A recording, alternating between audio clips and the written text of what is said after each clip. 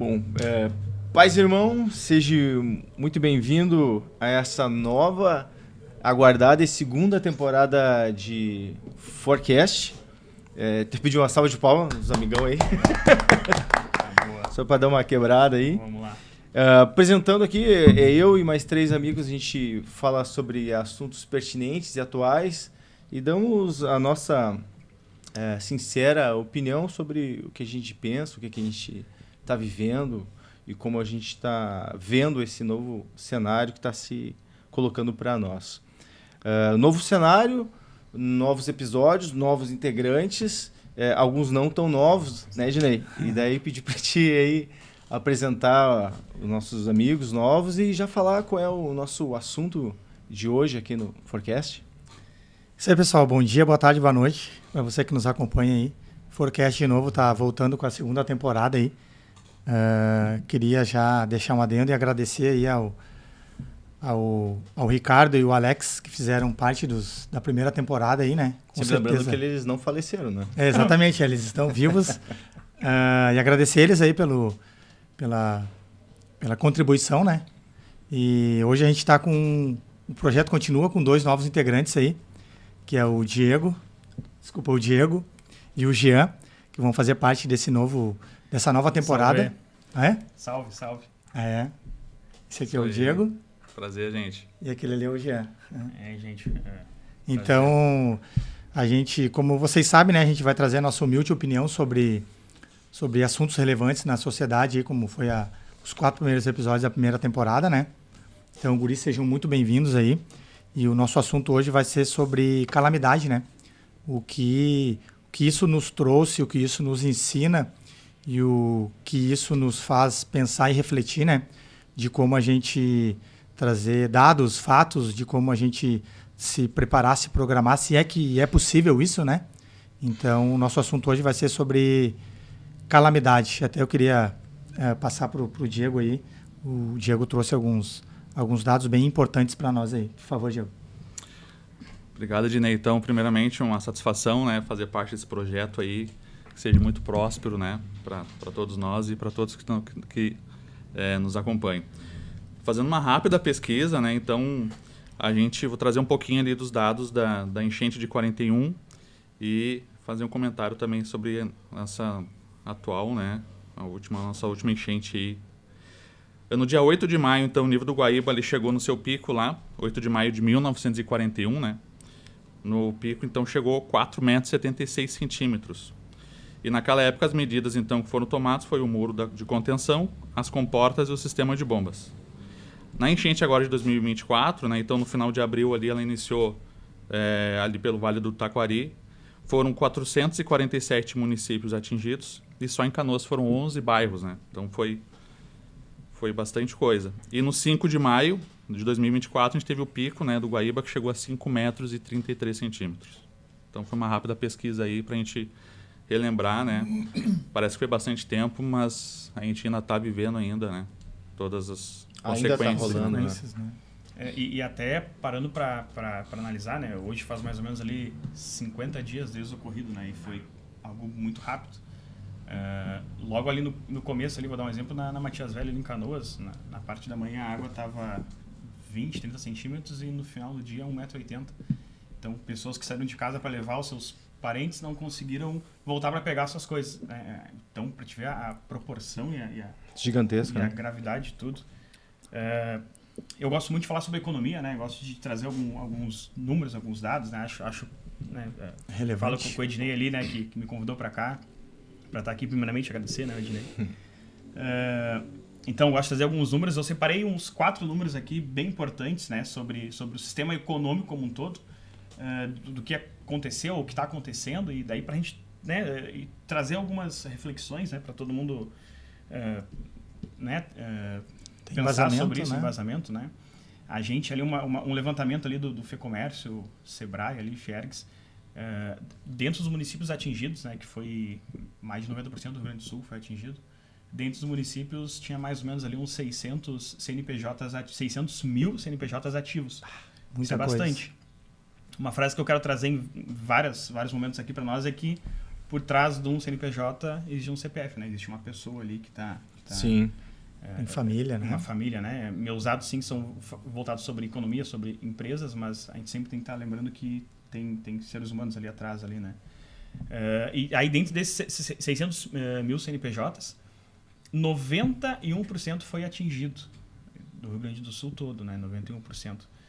Cara, isso é bastante. Muita coisa, né? Um dado ali da Folha de São Paulo, que desses 91%, quando a gente fala de indústrias, né? Falando já da parte de indústria, a grandes empresas, a parte industrial, esse percentual das indústrias atingidas equivale a 1% do PIB, do PIB nacional. Então, significa que vamos lá, as projeções do PIB são de aumentar percentuais pequenos ali, 1%, 2%, 3%, cair 1%, 2%, 3%. Então, isso já gera um bastante burburinho político-econômico. Mas, imagina, em 30 dias de causa ali, equivaleu a 1% do PIB, sabe? O tamanho do impacto o tamanho disso. do impacto do negócio. Então, é algo muito grande. E aí, esse é o intuito da gente se reunir aqui, né? É falar da pessoa, do ser humano que está atrás daquele CNPJ ali, como é que ele vai se reerguer, como é que ele vai agir. Que medidas tomar, né? E aí um dado que aí traz sobre as pessoas, né? Um dado... Que linka com as pessoas. Que linka muito. Dentre todos esses CNPJs, essas empresas que foram validadas, né? Foi feita uma amostragem, né? A gente tem dados ainda que estão para sair, tem coisas que a gente não conseguiu calcular ainda. Mas uma amostragem interessante é que 52% das empresas, mais que a metade ali, não tinham seguro, ou o seguro que tinha não cobria a calamidade. E aí, daí a gente não está falando sobre crise econômica mais, a gente está falando sobre um abalo mental da pessoa que chegou e viu aquilo destruir o seu estoque ou aquilo que construiu. Aquilo tipo, vai, agora como é que eu recomeço? Ou recomeço? Por onde? Por onde, né? Primeiro passo. Mais um exemplo ali da Matias Velho, né? Um bairro de Canoas. Cara, ali existiam microeconomias. Tinha pessoas que estavam... Eu vou dar um exemplo antes, né, da tragédia. Estavam, cara, mais de 5, 6 meses sem sair da Matias porque tinha tudo ali. Tinha uma farmácia, tinha um mercado, trabalhava ali numa barbearia. É uma mini cidade, Colônia, cara. E aí aquilo foi impactado, e daí não impactou só aquela empresa, não impactou só a padaria, não a borracharia. Impactou a pessoa ali que, cara, vivia dali, entendeu? Aquele ecossistema ali todo. Aquele ecossistema. E aí quando a gente fala de parte de seguros, né, também trago, né, eu vou trazer bastante dados aqui, né, eu chamo de big numbers, né, dados grandes. A parte dos seguros vai impactar lá na ponta, né? Lá para a pessoa que daqui a pouco quer fazer um seguro do seu carro, né? E isso vai começar a gerar um valor maior a partir de agora. O perfil das pessoas vai mudar, o perfil dos clientes vai mudar. E isso vai gerar um impacto na ponta para o cliente. As indústrias foram afetadas, vai gerar um efeito em cascata para nós clientes, né? E aí, enfim, quando eu trago essas informações, né, é muito mais informativo, né, num teor informativo, do que propriamente algo ali, vamos lá, de se assustar ou algo do tipo. E aí, quando tudo começou, né, eu não sei como é que vocês estavam analisando isso, mas no início a gente não sabia muito bem qual era a proporção que ia tomar, qual é o início que ia chegar, a própria comunicação do começo ali de tudo, né? Como é que tirou essa comunicação? Vocês estavam... Sim, a questão de preparativos que tu falou, assim, e não saber quanto tempo ia durar, cara, eu lembro que quando eu fui atingido, né, e quando a minha preparação para essa enchente, cara, foi peguei uma mochila e botei uma muda de roupa. Eu tinha uma meia, uma cueca, uma camiseta, porque na minha cabeça eu ia para casa onde eu ia passar o... Tu foi diretamente atingido. Eu fui diretamente atingido. A minha casa... A água passou 2 metros acima do telhado da minha casa.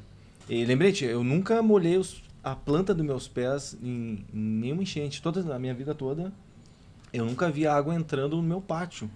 Aí, de repente, dá uma enchente e a água cobre 2 metros acima do telhado. Eu parei de barco em cima do meu telhado. Quando eu fui uma semana depois lá ver os estragos, eu estava literalmente de barco em cima do telhado da minha casa. E daí, tô falando... sobre a preparação ali, né, ninguém se preparou para tanto, ninguém sabia quanto tempo ia durar. E eu lembro, cara, que a minha preparação foi essa: uma mochila com uma cueca, um par de meias, uma calça. Isso foi tudo que eu tinha. Quando o Ednei, ele foi no mesmo dia, no sábado, né, Ednei? Isso. Ele foi lá em casa lá e levou uma muda de roupa, um edredom, umas coisas, porque Levar um E amparo via na também, minha uma cara palavra que ali pra, eu não pra sabia confortar, né? quanto tempo ia demorar aquilo, cara. E a ideia era que aquilo ali ia durar aquele fim de semana, né? O Ednei, eu tenho aqui 2, 3 peças de roupa, né? O Jonathan também falou, nosso outro amigo, aqui eu trouxe mais uma calça. Eu falei, não, tá bom, uma calça, eu já tenho uma. Mais uma tá bom, porque na minha cabeça ia durar um fim de semana. Pouco tempo. 3 dias. E de repente, que nem tu falou, nós já estamos há Faz 50 dias. 50 dias, desde que tudo começou. Desde que tu começou. A minha casa ficou 28 dias submersa. Embaixo, sem eu poder acessar ela pela rua, né, cara? E, Alexandre, foram casas que não eram em locais de risco, né? Então as pessoas, não, aqui não vai chegar água, aqui nunca chegou. Mas a água, era dito, né? A água vai chegar onde nunca chegou. Então foi coisas que algumas, às vezes a gente não acreditava a proporção que ia tomar e tomou, né? Então... Cara, essa foi eu acho a principal negligência, assim, quando eu olho, até falei pro irmão aqui que eu busquei questões na Bíblia lá para poder ter uma referência do que aconteceu. E eu lembro uma enchente que deu bem famosa na Bíblia é de Noé, né, cara? Mas Noé recebeu um aviso. Ele falou assim, cara, vai inundar, tu prepara teu barco, bota lá os bichinhos dentro, comida para todo mundo, que o bicho vai pegar, a água vai descer, cara. Só que, e daí eu lembro que na sexta-feira, a enchente foi no sábado, na sexta-feira passou carro avisando, cara. Um carro de bombeiro passou com sirene. Eu lembro que passou um carro de som da prefeitura avisando, ó, saiam suas casas, a água vai vir, levante seus móveis, vão para áreas seguras, porque tá vindo a maior enchente. Só que a gente negligenciou isso, cara. O meu cunhado, ele é dos bombeiros, na quarta-feira ele já estava avisando, cara, vai ser de varrer aí, cara. Só que a gente ainda tava pensando que uma enchente...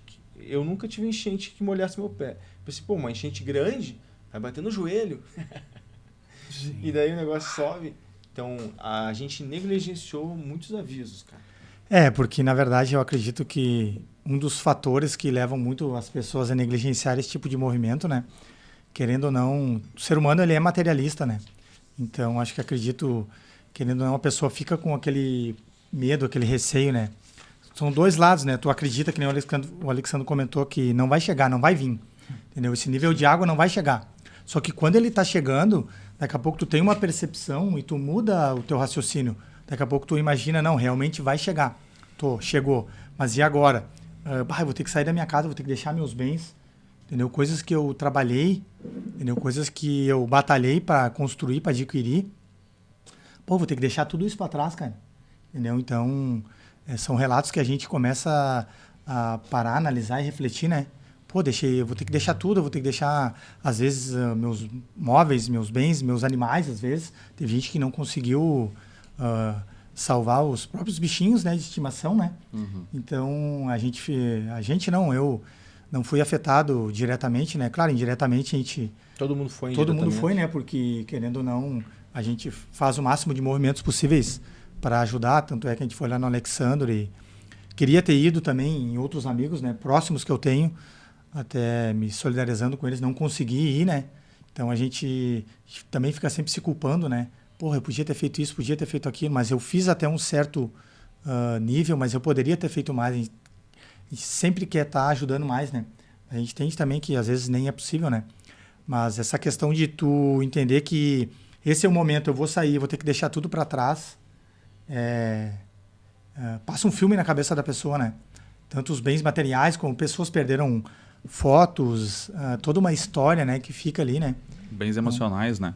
Entendeu? Então, acho que a parte emocional, ela pesa muito nesse momento, né? Aquele momento que tu entendeu que, pô, deu no joelho, então é hora de sair. Aí tu começa a refletir sobre outras situações. Pô, mas eu tenho que deixar tudo para trás. Eu não sei se foi só para mim, né? Mas logo que tudo começou ali, ficou bem confuso, né? A parte né? Eu gosto de falar também sobre comunicação, né? A parte que as informações foram passadas um para o outro ali. Provavelmente até em abrigos. Vamos lá, a gente está falando de um cenário que voluntários ajudaram, né? Todo o processo, a grande maioria do processo foi feito voluntariado no primeiro momento ali, naquela arrancada ali. Mas, enfim, a informação estava um pouco confusa. Distorcida, né? Distorcida. Onde é que tem abrigo com marmita sobrando ou precisando? O que está precisando nesse abrigo? qual é a informação que está faltando aqui, ou enfim, notícias, obviamente na hora do caos, na hora do medo, sim, notícias soltas, né? Pessoa sendo resgatada em X lugar, mas será que ela já foi? Não, qual a data disso, né? Não sei se vocês também tiveram essa sensação aí, tipo, como assim? O que está acontecendo? Enfim, que eu faço? Gera uma certa ansiedade todos nós, né? E aí, né, a ansiedade também é um outro dado ali que um percentual bem grande da população vai ter, se já não está tendo, né, coisas geradas pela ansiedade, né, pós-catástrofes, né, pós processos fortes, assim, né? Emocionais. Fortes impactos, né? A gente já vem numa epidemia de doenças psicossomáticas, né, cara? A gente já está aí inundado de estresse, de ansiedade, de depressão, ainda se curando da pandemia que a gente teve aí. Muita gente ainda está nesse processo de cura e, de repente, a gente larga uma bomba dessas de tragédia climática sem precedentes. Então, é inimaginável também essa questão emocional que ele falou, cara. Como é que vai ficar essa galera aí? Será que essa galera da Matias Velho ali, do meu bairro lá, vai conseguir... Eu também penso isso, né? A gente vai conseguir dormir uma noite tranquilo, aquele barulhinho de chuva no telhado, de novo, cara, sabendo que tu fecha os olhos, tu vê a água subindo de novo, né? É uma coisa que vai ecoar por muito tempo, né? Eu penso isso também, Alexandre. Inclusive, a gente quando está no trabalho ou está em um dia difícil, né?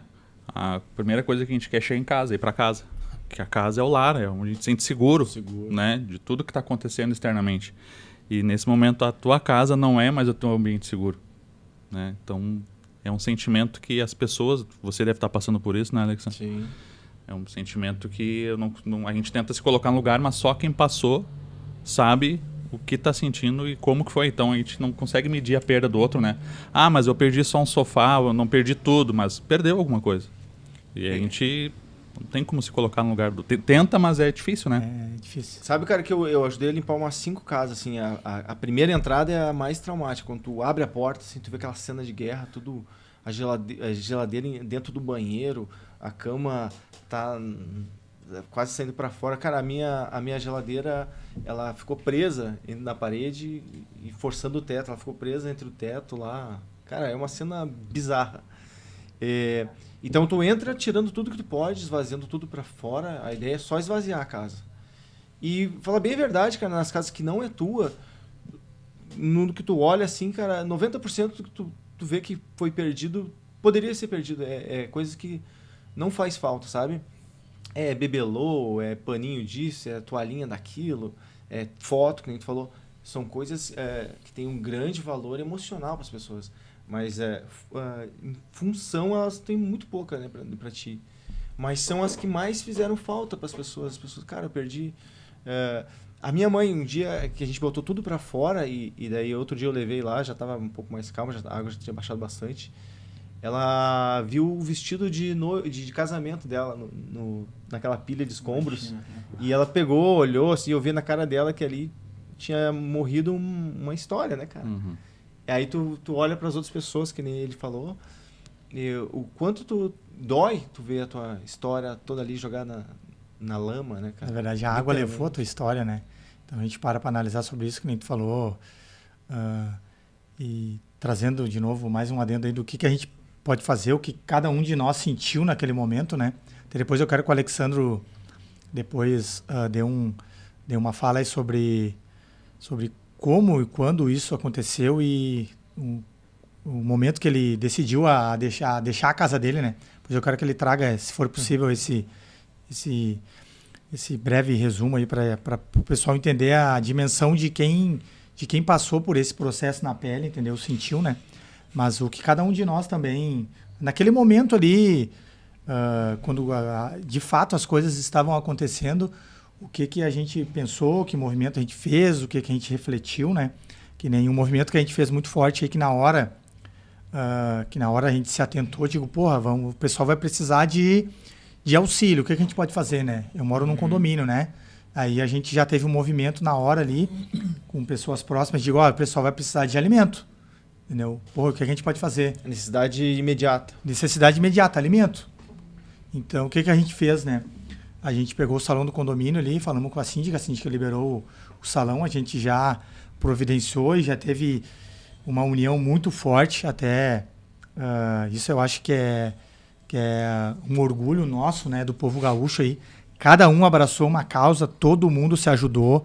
Então, eu acho que os órgãos públicos e governamentais nem esperavam esse movimento que foi gerado, entendeu? Eu acho que cada um de nós aí, tanto na parte administrativa quanto na parte mão na massa ali, todo mundo se uniu, entendeu? Povos de fora vieram, influenciadores, várias pessoas aí lá de cima, lá de São Paulo, Rio e outros estados também vieram e fizeram a parte deles, mas eu acho que cada um de nós cooperou e fez a sua parte. Que nem no nosso caso, a gente fez o movimento de fazer quentinhas, entendeu? Então foi um movimento que a gente fez durante aquele final de semana inteiro. A gente fez as quentinhas ali, todo mundo se ajudou, o pessoal do condomínio, pessoas de fora também trouxeram mantimentos que a gente precisava para estar fazendo isso.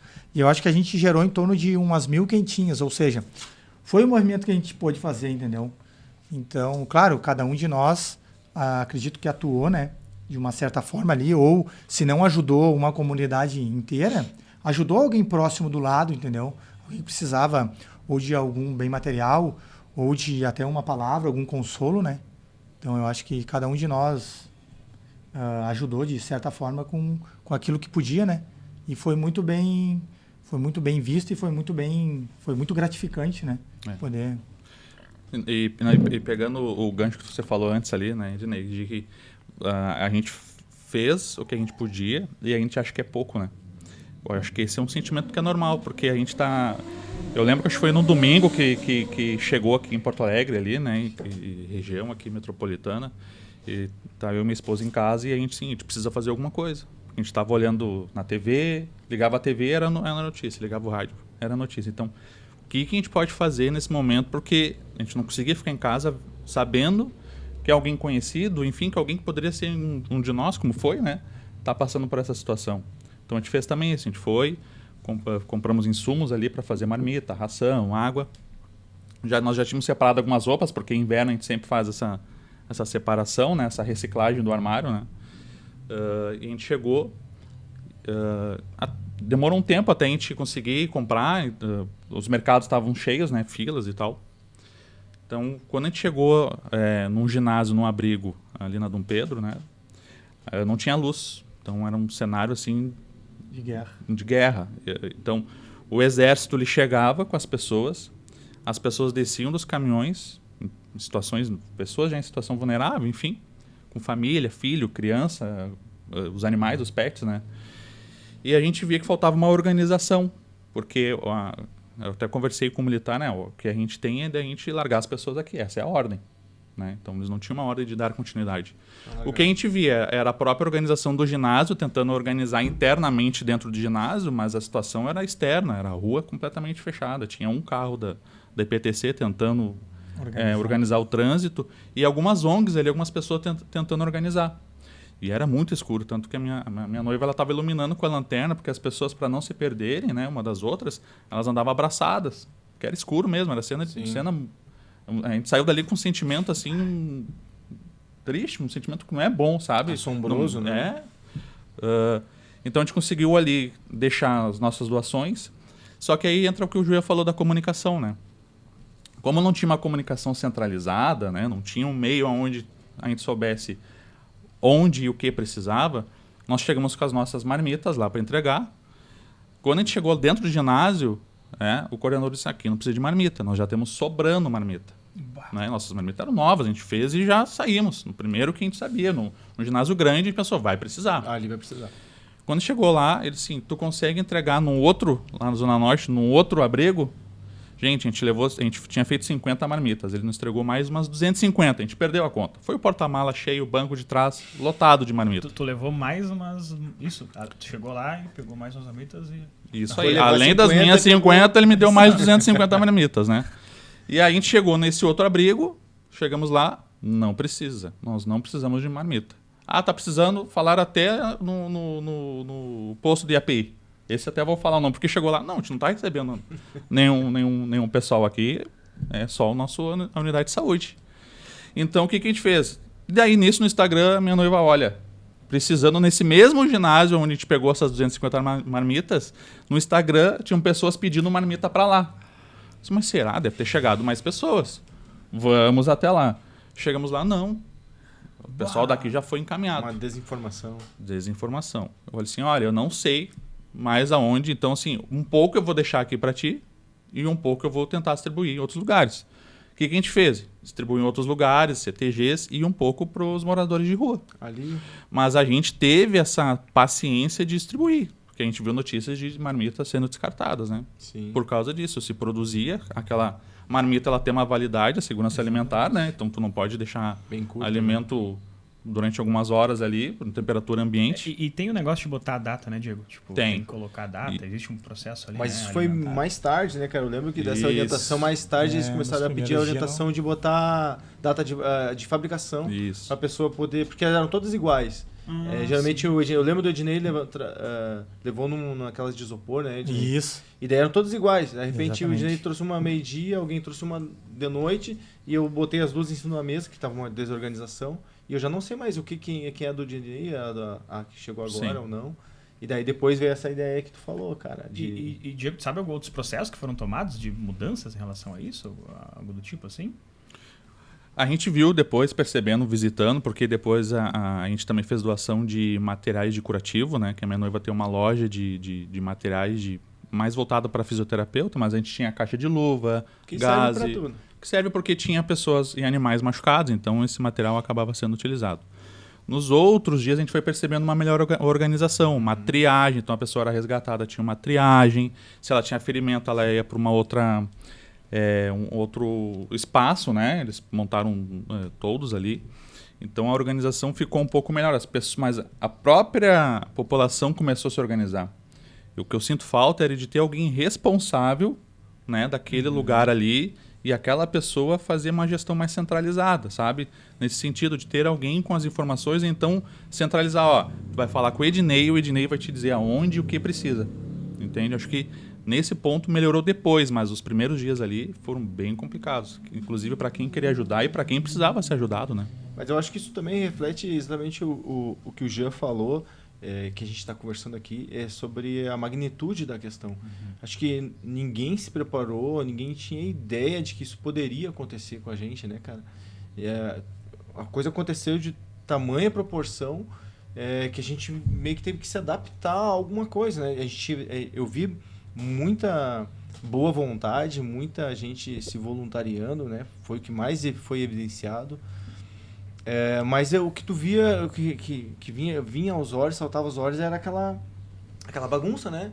Muita gente querendo ajudar, mas pouca coisa sendo organizada. E aos poucos, como o Diego está falando, as coisas começaram a pegar um ritmo. A gente começou a domar aquele monstro, assim, né? Começaram a ter filas, começaram a ter uma lista de chamada, começou a ter uma triagem, que nem tu falou, começou a ter uma organização, a própria... Agora que a gente falou sobre a data de validade, começou a se ter uma ideia, né, do que estava acontecendo ali, cara. Mas é possível, e fica essa pergunta, é possível a gente se preparar para algo desse tamanho, cara? Uma desgraça, uma tragédia desse tamanho, cara? Tem uma frase muito famosa, né? Acabo não lembrando o autor, mas enfim, que diz que no meio da guerra é tarde demais, né? Pô. Então, existe sim, né? Tem como fazer uma preparação, né? E aí quando a gente fala tragédia, né? A tragédia, né? O próprio o radical dela, a origem da palavra, ela traz muito daquilo que acontece e não pode ser previsto, né? Isso é uma tragédia. Isso aconteceu, não tinha como prever, não tinha. E aí fica também a indignação sobre... Existiam pesquisas, existiam recursos que poderiam ser destinados, poderiam ter começado esse processo, né? Então daí a gente já traz um pouco mais... Putz, talvez a tragédia não poderia ser evitada. Talvez isso, de alguma forma, poderia ser...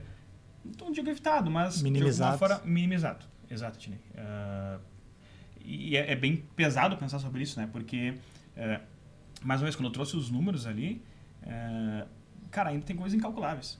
Tem coisas que aconteceram que ainda vai acontecer. Tá só começando essa crise econômica ali, essa parte, né? Mas também, se alguém tiver alguma outra ideia sobre como poderia ter sido minimizado ou ser previsto, de fato, eu não saberia te falar. Mas sim, que existiam estudos, existiam operações, processos que já vinham avisando. E quando eu digo estudos, é coisas de anos, coisas de 2017, 2015, coisas que diziam assim, mudanças climáticas estão acontecendo. Algumas coisas o planeta está respondendo, né, a nós, né, como nós fazemos parte da natureza, né, a gente é um ser humano, nosso corpo responde, o planeta responde, uma máquina responde, né, dá sinais ali que alguma coisa está errada, alguma coisa vai acontecer.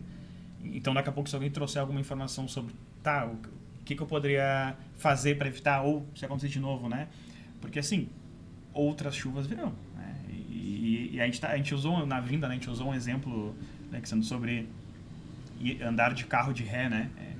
É uma tensão, um desgaste. E andar de carro com o pisca-alerta ligado também é ruim, porque tá toda hora ligado, né? Então, a partir de agora, a gente está com o pisca-alerta ligado. Né? Na estrada da vida, a gente está com...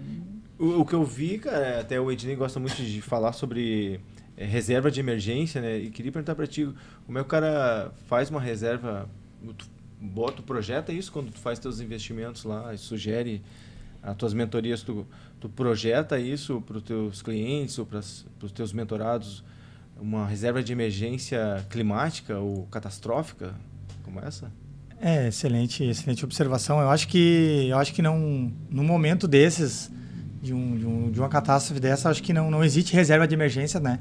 Que vá suprir a tua necessidade financeira, ela pode suprir, mas a tua necessidade emocional não tem como, né? Mas vamos lá, tu tendo direcionamento ali, direcionando a finanças, tu tendo um equilíbrio e tu tendo uma diversidade, entendeu? Em alguns ativos financeiros, tu consegue, com certeza, não vou dizer que sair melhor, né? Porque sair de um processo desses melhor não tem como, né? Tu consegue sair com menos problemas emocionais, né? Mas, de novo, eu acho que mesmo que tu te organize financeiramente, tu tenha uma reserva, tu tenha uma diversidade de ativos, eu acho que a tua parte emocional ela vai ser abalada de qualquer forma. Mas, com certeza, tu tendo recursos financeiros ali, tu vai conseguir começar a caminhar melhor, né? É o que eu sempre digo, tu nunca pode ter foco e ênfase em apenas um ativo, ou seja, né, de novo, eu sei que a gente é muito materialista, a gente quer sempre andar com algo melhor, a gente quer sempre andar com pessoas melhores, quer sempre ter algo melhor, né? Até tu fala muito sobre isso, não ter em ser, é uma frase que tu me ensinou muito a refletir sobre isso, né? E tem me ajudado muito também, né? Em tu ser, e o ser não é tu ter só aquilo, entendeu? É tu diversificar o teu ter, entendeu? Fala muito sobre mentalidade essa questão, né? Tu não ter dinheiro, mas tu ser uma pessoa rica na cabeça. Mentalmente. Isso foi o que tu fez, né? De ver o problema, o Diego também falou, viu ali o sofrimento das pessoas e ter aquela mentalidade rica de ajudar, de servir, né? Que é o que a gente está falando sobre o livro até que a gente falou do monge executivo, né? O servir é uma mentalidade rica, é um ser rico a pessoa que procura servir antes, né? Servir ao outro. Porque é difícil tu olhar que nem a gente teve vários... Nas empresas que a gente trabalha, teve vários colaboradores que perderam tudo, né? Então, eu sou um cara muito comunicativo, principalmente no ambiente organizacional ali, né? Então, eu converso muito com as pessoas, né? Mesmo que eu seja inserido há pouco tempo no ambiente, eu consigo ter esse fator de comunicação bem relevante. E aí eu via que o pessoal vinha conversar assim. E aí eu fiz uma análise refletindo sobre... a expressão que aquele cara tinha quando eu conheci ele e a expressão que ele tem hoje. Cara, modifica, entendeu? Tu é uma das únicas pessoas que teve que eu vejo visualmente, teve um impacto muito... não teve um impacto tão forte fisicamente, assim, sabe? Conversando e analisando, né? Claro, por dentro o cara não sabe como é que o cara tá, né? Mas eu acredito porque vem a ser muito de uma preparação... Uma maturidade, né? Uma maturidade que tu teve, né? Então, eu acho que tu vê isso, né? Nas pessoas que tu convive. Pô, aquele cara perdeu tudo, cara. A expressão do cara realmente é difícil, entendeu? Então, eu acho que tu te atentar muito ao ser e não ao ter, eu acho que isso te ajuda, né? Te conforta um pouco mais, né? Claro, não vai sanar a dor em si, mas vai minimizar os impactos. E aí, quando tu fala disso, tem relação também com a maneira como tu lida com o dinheiro, né? Porque aí tu pensa, né, em não ter mais dinheiro daqui a pouco, tu conseguir fazer algumas reservas, né, conseguir fazer alguns tipos de investimentos, investir em ti também, né, em tu mesmo ali, da melhor maneira possível, da melhor maneira intelectual possível. E aí, quando tu fala sobre mentalidade do dinheiro, né, de tipo, ver aquilo, tipo, de repente tem coisas que o dinheiro não está comprando aqui nesse momento, né? É um bebelô ali que nem tu comentou, né? Um colega meu que foi atingido me mostrou um vídeo da casa dele ali. E no vídeo, assim, ele, né, o primeiro impacto ali, quando ele entrou, ele conseguiu chegar de barco ali. Uma das coisas que me afetou bastante, né, que me impactou, foi ver boiando a térmica de chimarrão. Algo super simples, obviamente, mas, cara, é algo do nosso dia a dia. É um símbolo, né? Da símbolo nossa cara, cultura, né? Pô, a térmica de chimarrão boiando ali. Uhum. E aí tu te impacta com aquilo, né? E emula a tua mentalidade, né? Pelo menos, enfim, de alguma forma te toca e tu tenta, né? Pensar de uma maneira diferente, né? Em ter menos coisas, ser uma pessoa melhor, né? Ter uma visão um pouco mais altruísta ali.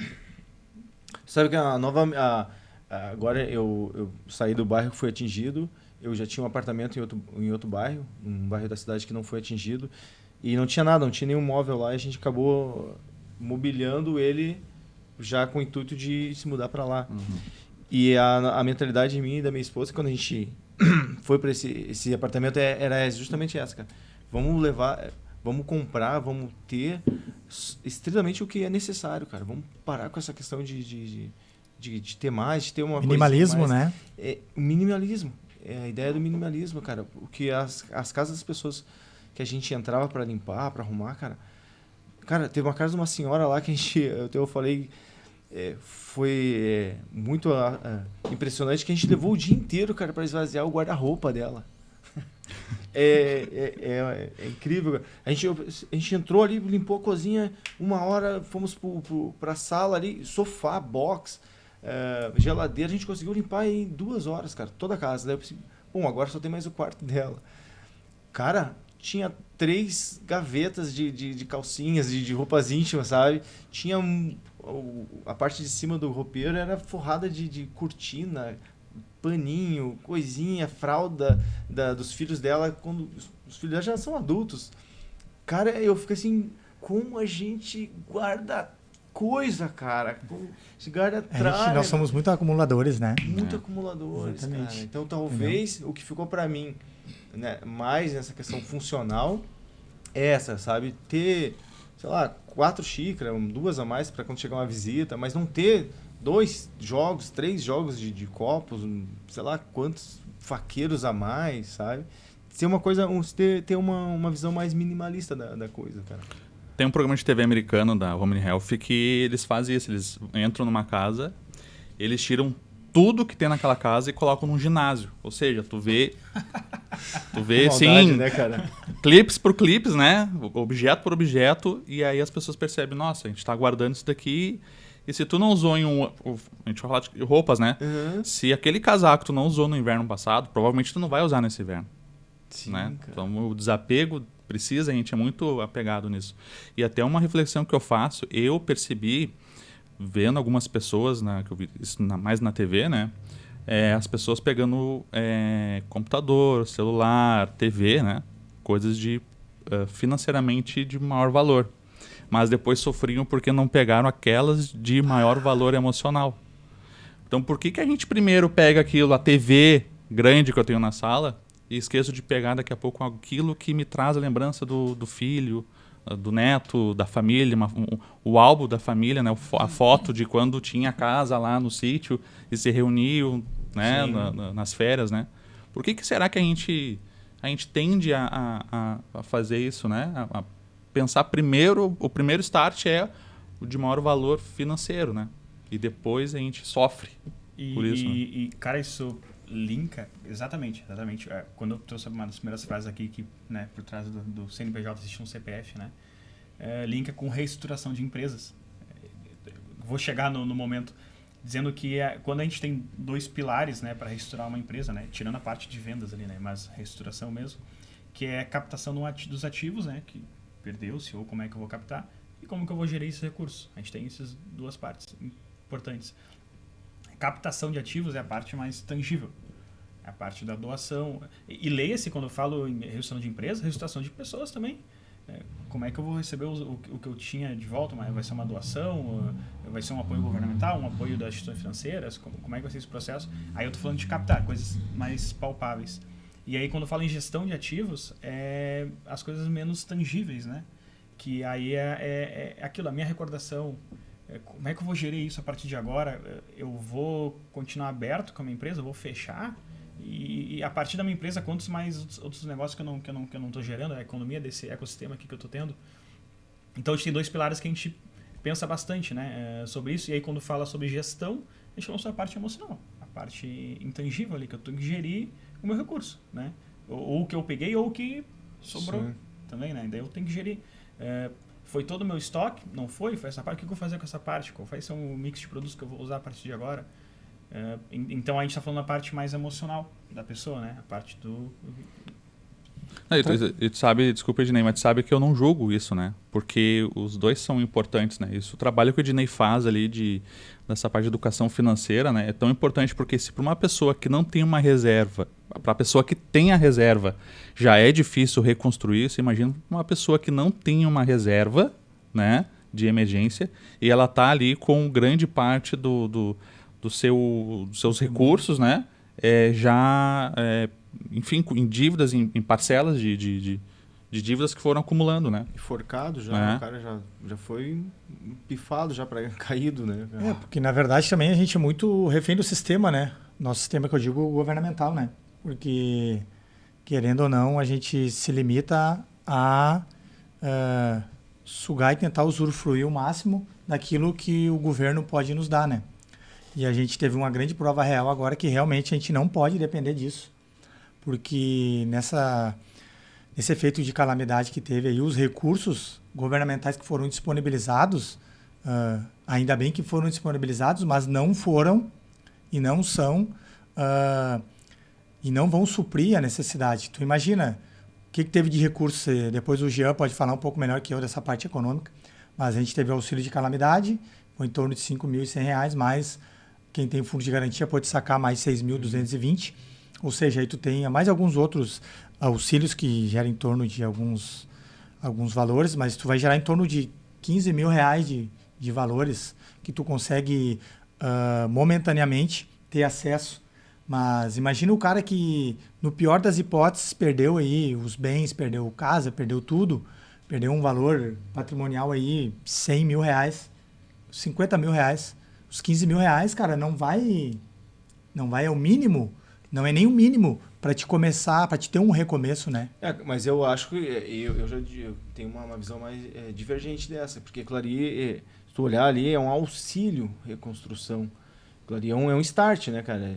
O governo vai fazer a parte dele, o governo não é uma seguradora. Por isso que não pode depender dele, né? Isso, o governo vai te dar um auxílio e fala, cara, eu vou te dar um começo aqui, eu acredito que agora os novos programas também para empresas deve ser algo próximo disso. Eles não vão bancar.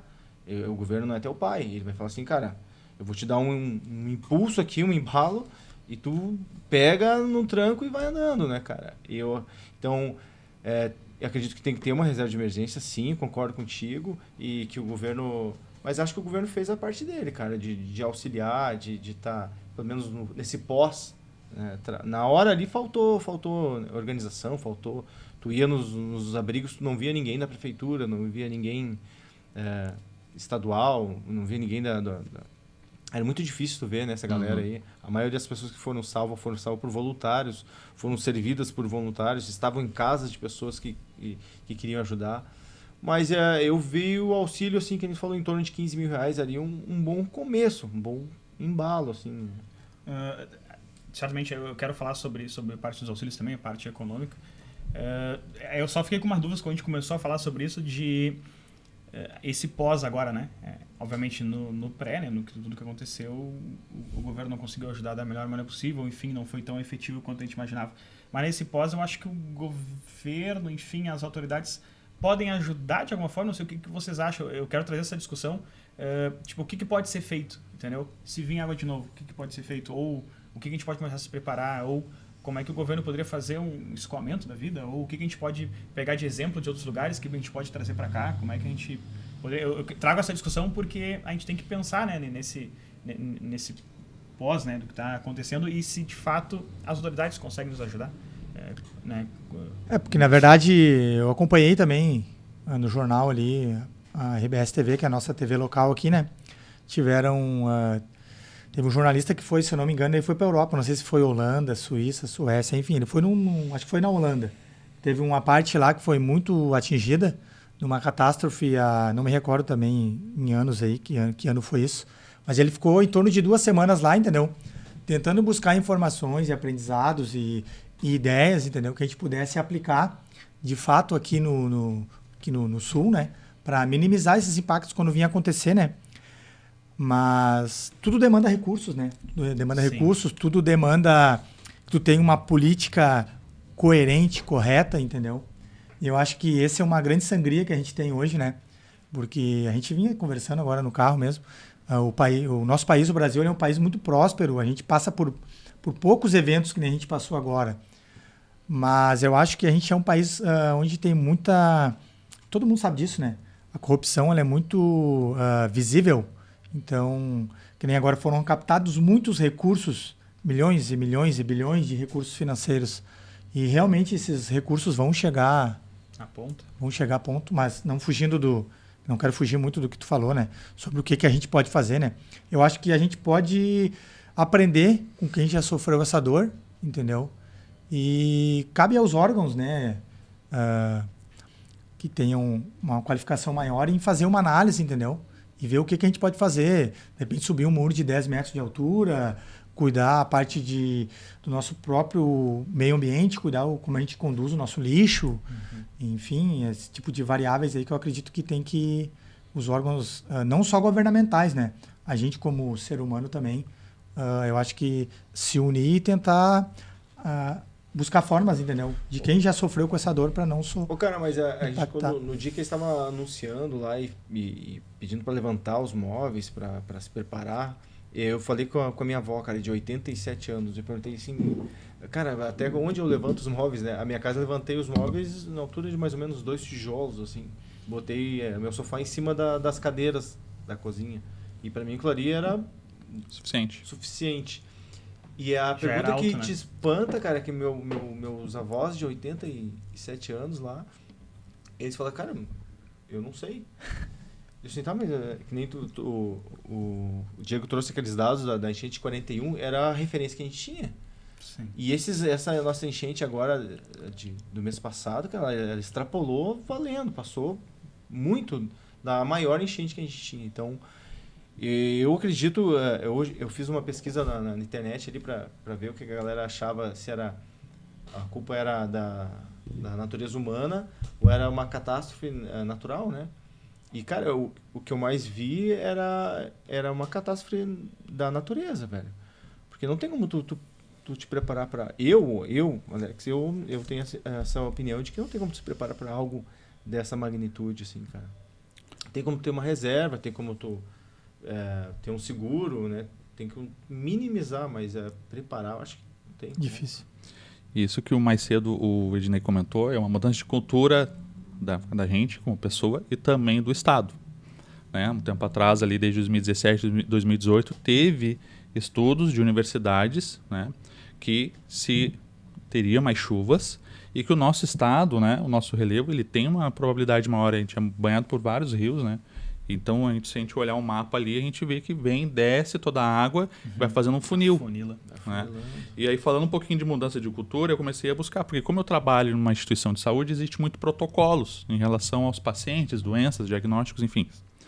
E eu vi que no Japão, cara, desde que começou uma construção que durou de 1992 até 2009, que é o G-Kens Project, que basicamente são túneis, né, que eles construíram embaixo da cidade, ali na divisa entre Tóquio e outra cidade que eu não vou me lembrar agora, que tem 40, 50, 60 metros aonde faz o desvio das águas, porque é uma ilha que eles são uma referência em protocolos, em proteção e prevenção, porque eles são uma região propícia a ter catástrofes, né? Tsunami, enchente, terremotos, enfim.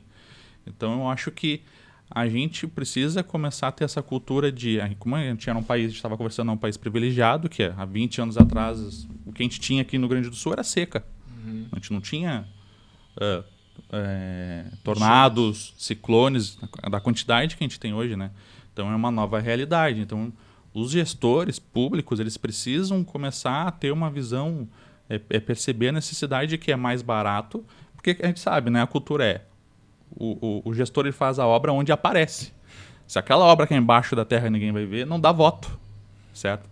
Mas a gente precisa ter essa percepção de que vai sair mais barato, né? E eu acho que é interessante, como a gente como profissional, o gestor mostrar o trabalho dele, mas ele fazer de uma outra forma. Fazer aquilo que a gente não vê, que a gente não está no trânsito vendo aquela obra, mas ele mostrar de outras formas, né? Sim. E a gente perceber que aquela obra que a gente não está vendo está saindo caro, mas que ela é para evitar que ali na frente a gente tenha maiores prejuízos, né? Então, esse é o meu comentário, de que é uma mudança de cultura, a gente precisa ter essas percepções diferentes que nós não tínhamos até então, mas eu acho que esse fato, se tem uma coisa boa que dá para a gente tirar dessa catástrofe, é que todo país que é desenvolvido ele passou por duas situações. Ou ele passou por uma guerra, ou por guerras, ou então por catástrofes climáticas. E eles se desenvolveram porque houve a necessidade. Então, que a gente se desenvolva agora a partir disso. Boa. Eu aí também queria trazer agora, né, falando um pouco mais sobre qual é a resposta, né, das entidades governamentais / financeiras, né, o que está tendo esse tipo de subsídio, né, o que a gente está trazendo para nós aqui. Para o Rio Grande do Sul em si, né, agora existe um foco total de ajuda humanitária e financeira, né. Vários créditos para empresas estão acontecendo para retomar essa retomada ali, né, que obviamente vai ser difícil.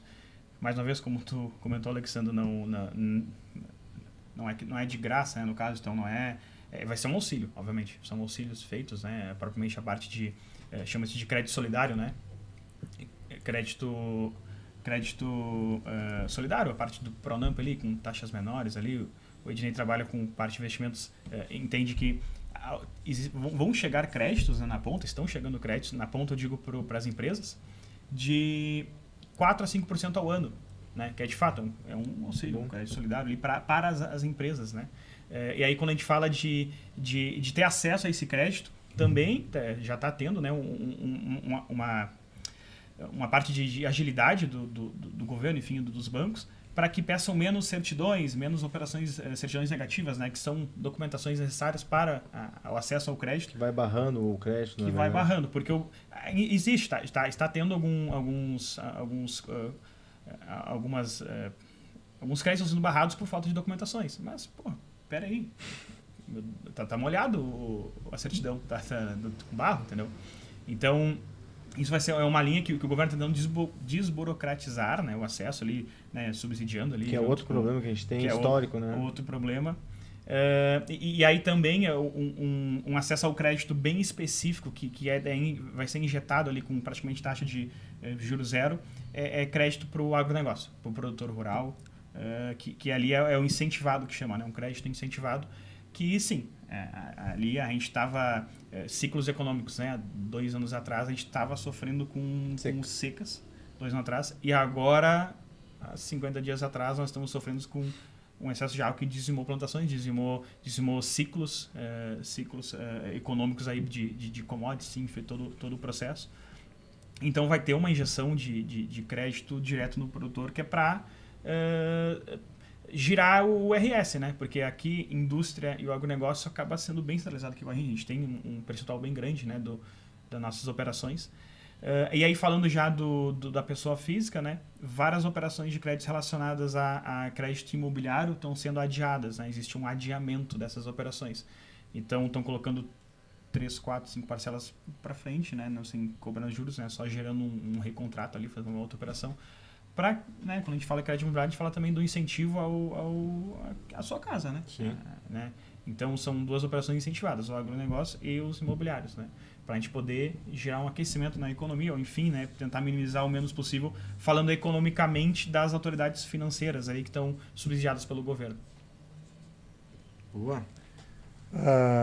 Queria ver com o Alexandre aí, voltando de novo àquele impacto de sentimento, né, que a gente sente quando a gente foi lá te trocar uma ideia contigo, te levar alguns mantimentos, né, eu, o Alex e o Jonathan, lá a gente conversando ali, e tu passou para nós ali sobre essa situação de como tu sentiu esse processo aí na pele, né? Então eu acho que, não sei exato quantas mil pessoas foram afetadas ou quantos milhões, né?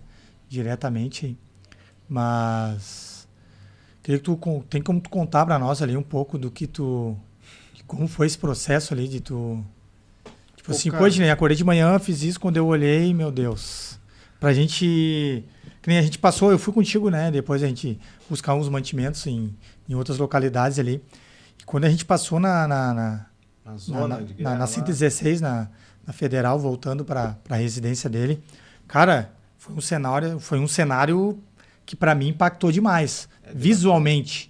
Então imagina o que tu sentir na pele aquilo ali de a tua tomada de decisão, o que eu faço, meu filho, minha esposa, minha mãe, o que a gente tem que fazer? Tem que fazer isso. E tu é a referência, né? O homem ali é a referência da casa, então tu tem que tomar decisão. Então vou ou não vou, porque muitas pessoas não vou. E ficaram ilhadas, cara. Tu sabe disso, na empresa lá teve amigos que ficaram no teto esperando por socorro, cara. Entendeu? Então por quê? Porque não teve aquela... E a gente, isso fala muito do começo da nossa conversa aqui, né? Quando a gente começou falando sobre materialismo, sobre a pessoa ser apegado ao valor financeiro e não emocional, sobre a gente não ter levado a sério os avisos. Foi bem o que aconteceu, cara. A gente foi ficando porque achou que não ia subir, a gente foi ficando porque não queria se afastar dos bens, a gente foi ficando por uma falta de senso de realidade, né, cara? Tava, sei lá, quantos 1000 litros saindo por segundo, assim, a água subiu muito rápido. A água, quando encostou no meu pé, era 6 horas da manhã, às 8 horas eu saí com água no peito. De barco, né? Então eu botei minha mãe e meu filho num barco, e eu e minha esposa, a gente saiu a pé, com mochila já na cabeça, assim, com água nos peitos, cara. É surreal, né? Então a gente foi, e igual, até hoje tu não acredita, que nem tu falou, tu passa em zonas de que foram atingidas, tu não acredita, tu olha a marca da água que ficou, sei lá, na metade do segundo andar. É muito impressionante, sabe? Mas a questão de preparação, cara, vem tudo, eu falava aqui com o Jean, cara, sobre tu ter uma base na fé, né, cara, uma base, eu busquei na Bíblia, eu busquei na minha crença de tu ter um firmamento, né, que é um posicionamento com Deus, cara, na fé. Tu não sabe o que está acontecendo, não sabe de que jeito tu vai se recuperar, não sabe como é que vai ser o amanhã, mas a gente sabe que o nosso Deus é um Deus de provisão, um Deus de coisas novas, e tu sabe que de algum jeito vai acontecer. Claro que cabe a ti te preparar, cabe a ti tomar decisões que tu tem que tomar, mas acima de tudo é saber que a gente é dependente de Deus, né, cara? E essa foi a minha saída, foi a minha fé, foi o que me salvou, cara, eu e minha família, basicamente. E eu gosto muito de linkar coisas de economia, né? Acabo sempre trazendo que a fé, enfim, a igreja, ela chega em lugares que o Estado não chega. Sim. Entendeu? Nesse momento. Então, né, vamos lá, o suporte econômico, vamos lá, que o Estado deveria dar, ou o suporte de alguma forma, a igreja está dando esse suporte. Né? Tá mais perto. Tá mais perto, naquele lugar que é um difícil acesso, né? De acesso ali, mas pum, chegou. E aí sim, a igreja está trazendo esse processo, né? Esse amparo, aí vamos trocar a palavra, esse subsídio, né? Em relação a onde o governo deveria estar, a igreja está subsidiando esse momento e está ali, né? Amparando as pessoas nos abrigos aí, ali em Esteio, ali onde eu sou, várias igrejas abriram as portas para serem abrigos. Liderou o voluntariado foi a igreja, cara. Eu acho que a igreja respondeu a uma pergunta que a sociedade descrente faz há muito tempo, né? Pra que igreja? Só pra gritar, pra fazer barulho. Cara, a igreja, que nem o Jean falou, cara, ela foi o auxílio na hora necessária, cara. Muitas igrejas ajudaram muito mais do que a prefeitura, do que o estado, do que o governo, cara. As pessoas viram a falta que faz, ou a necessidade que é tu estar em comunhão, congregando uma igreja, porque a igreja realmente funcionou como uma grande família, que sim, ajudou os irmãos ali. Eu ganhei muitas roupas dos irmãos da igreja. Eu ligava, tô precisando de uma camisa, uma calça, tem. A gente foi se articulando. O Ednei foi comigo, né, Ednei? O Exatamente. colchão que eu estava dormindo até 15 dias atrás é um colchão que a gente buscou, que a minha igreja disponibilizou para mim, cara. Ela, não, tem um colchão casal aqui, que a gente pensou em vocês e tal. Só vim buscar, o Ednei me ajudou lá a buscar. Então, o G tá totalmente certo, cara. A igreja funcionou muito bem nessa hora, assim. Eu fiquei... Eu digo também não só as igrejas, né, mas existiu pessoas de liderança. Isso. Né? A igreja, assim, traz esse momento de liderança. Mas nos momentos de tragédia ali, eu e a minha companheira, a gente tá vendo The Walking Dead, né? Acabou, né? Assim, bem propício, né? Mas a gente tá vendo que né, sobre o fim do mundo ali. E o que impacta bastante é, na hora do caos, as lideranças. Né? Então, a gente, né, traz essa possibilidade de alguém estar liderando isso, né? Trazendo essa... alguém assumir o controle. Não, vamos por esse caminho aqui, não, vamos ficar aqui, vamos ajustar. Então, que nem tu falou, às vezes o Alexandre trouxe a situação de igrejas, a crença que tu tem, né?